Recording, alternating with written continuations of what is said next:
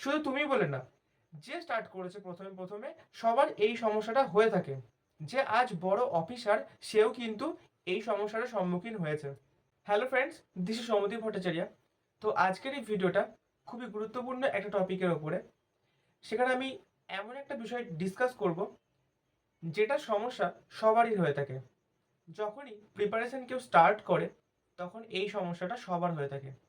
আমি এটুকু বলতে পারি যে আজকের এই ভিডিওটা তোমরা যদি পুরোটা দেখে নাও এবং এইগুলো ফলো করো তাহলে অবশ্যই এই ভয়টা আর কখনো হবে না।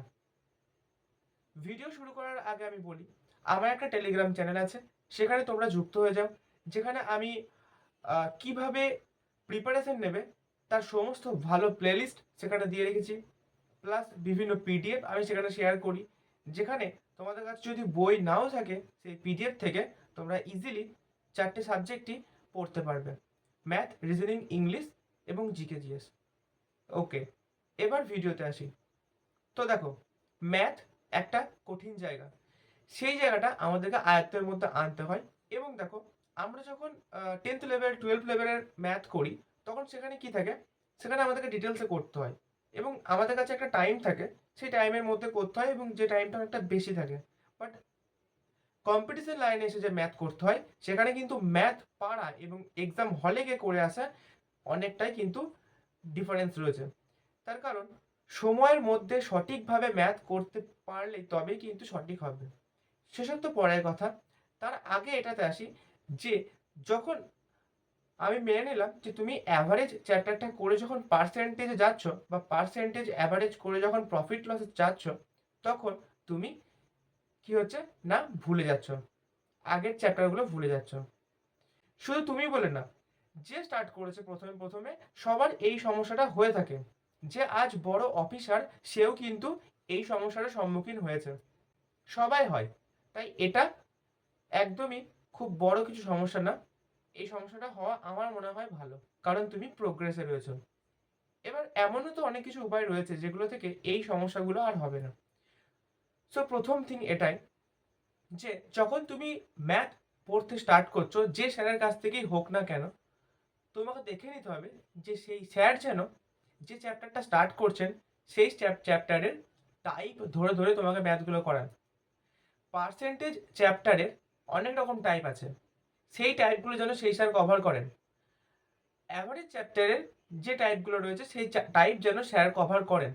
ওকে, টাইপ তো কভার করছেন, স্যার যেন টাইপ কভার করার আগে এটা বলে দেন যে এই টাইপটার নাম কি। ওকে, তাহলে তুমি টাইপটা মনে রাখতে পারবে। দেখো, আমাদেরকে চাকরির পরীক্ষা করার জন্য প্রায় কম করে অনেক অনেক হাজার হাজার ম্যাথ প্র্যাকটিস করতে হয়। তো ম্যাথ আমাদের মনে থাকবে না, মনে থাকবে যেটা সেটা হচ্ছে টাইপগুলো। তাই টাইপগুলো জানা আমাদের সব থেকে প্রয়োজন। তাই ম্যাথ করার আগে সেই ম্যাথের টাইপগুলোকে ভালোভাবে মাথার উপরে হেডিং বানিয়ে সেই টাইপের ম্যাথ প্র্যাকটিস করতে থাকাই হচ্ছে আসল ওয়ে।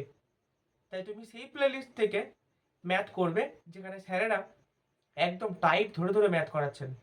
ওকে, এবার তুমি ধরে নাও একটা চ্যাপ্টার স্টার্ট করেছো, সেটা তুমি 7 দিন ধরে করলে। 7 দিন ধরে তুমি পার্সেন্টেজ চ্যাপ্টার করলে, তুমি সকালে ক্লাস নিচ্ছ।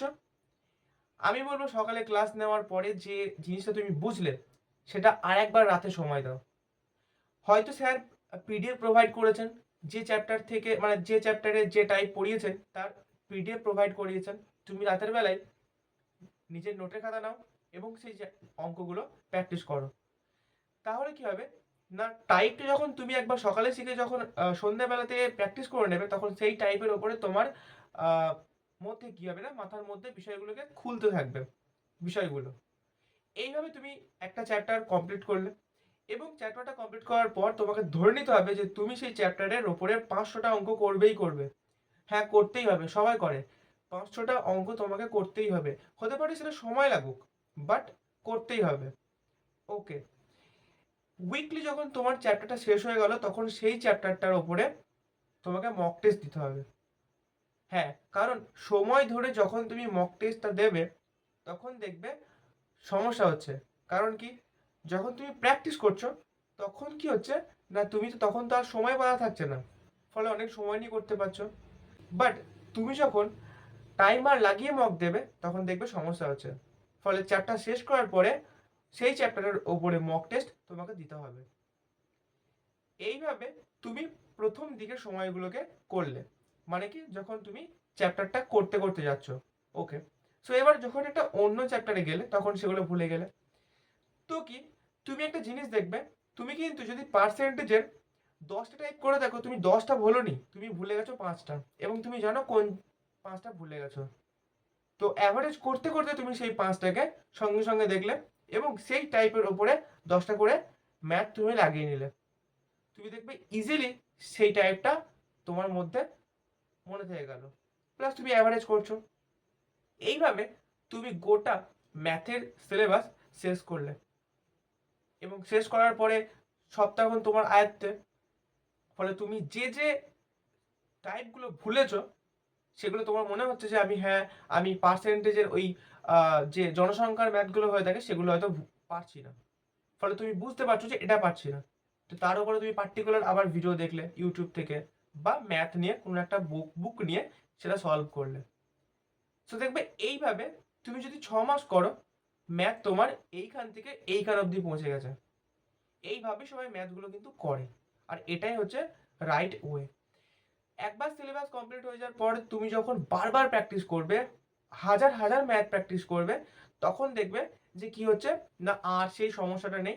একটা দিন ম্যাথ খুব সচল হয়েছে, খুব সহজে হয়ে যাচ্ছে। বাট শুরু যখন করছো তখন কিন্তু এইগুলোই ফলো করবে, টাইপ ধরে ধরে করবে। তুমি কখনোই হতে পারে না গোটা চ্যাপ্টার ভুলে যাবে, তুমি হয়তো ভুলে যেতে পারো টাইপ, আমি যেটা আগে বললাম। সো সেই টাইপগুলোকে তুমি যখন খাতায় নোট করা আছে, জাস্ট 5 মিনিট দিলে সেটা তুমি ইজিলি লার্ন করে নিতে পারবে। সো এইভাবে তোমরা যদি ম্যাথগুলোকে ফলো করো, দেখবে অবশ্যই তোমরা একটা ভালো বেনিফিট পাচ্ছ।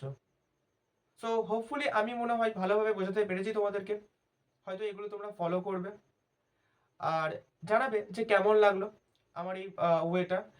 এবং সবাই এইভাবেই কিন্তু করে থাকে ম্যাথ। ওকে, সো আজকের ভিডিও এতটাই। টেলিগ্রামে যুক্ত হয়ে যাও। Thank you.